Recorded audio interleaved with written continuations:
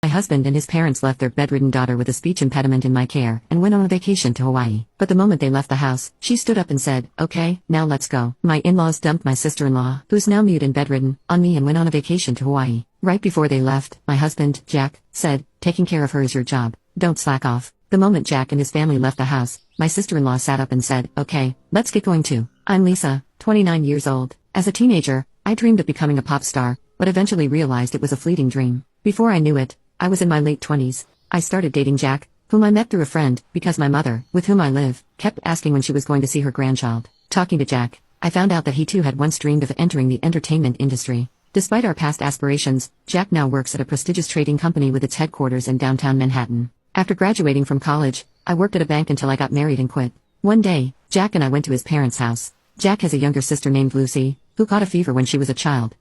Her mother thought it was just a common cold, but when the fever didn't subside, they took her to a doctor and found out it was encephalitis caused by influenza. It was already too late, and due to the prolonged high fever, Lucy was left with brain damage and became bedridden. Furthermore, the high fever left lingering effects on the part of her brain that controls speech, leaving her unable to speak.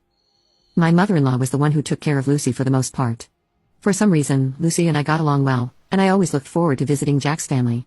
Lucy couldn't converse verbally, so she used sign language. After becoming close with Lucy, I naturally picked up sign language as well. One day, I signed to Lucy, "We're like best friends who've known each other forever, aren't we?" To which she replied, "Yes, we are. Let's stay close friends forever." I responded, "Of course, we will." However, my mother-in-law, who was the complete opposite of Lucy, was always sarcastic towards me.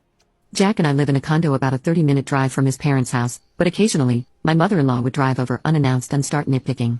"Jackie's shoes are filthy. If a man's shoes are dirty, it reflects poorly on his work.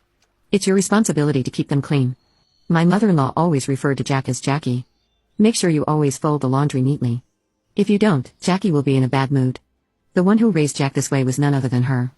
No matter how late Jackie gets home, you must never go to bed before him, even if Jackie says it's okay for you to go to bed first. My mother-in-law would say such old-fashioned things.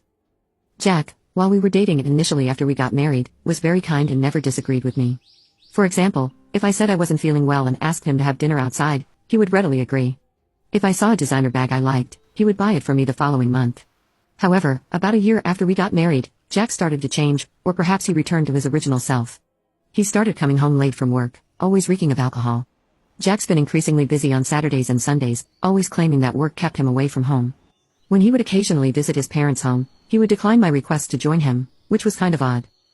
One day, I decided to confront him about it. "Jack, you've become so distant lately. It feels like you're a completely different person," I said.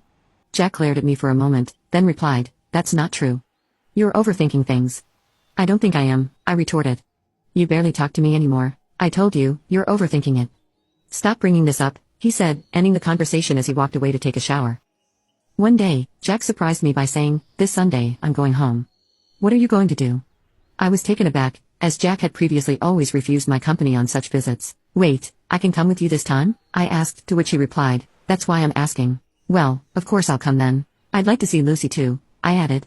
Jack frowned a bit and said, "You and Lucy seem to get along really well, huh?" "Yes, we do. It feels like we've been best friends forever," I responded, noticing Jack's slight grimace at my words. On Sunday, I drove us to Jack's family home in Nebraska. We stopped at a bakery along the way to buy some pastries as a gift. Now you can watch the second part by pressing share and more.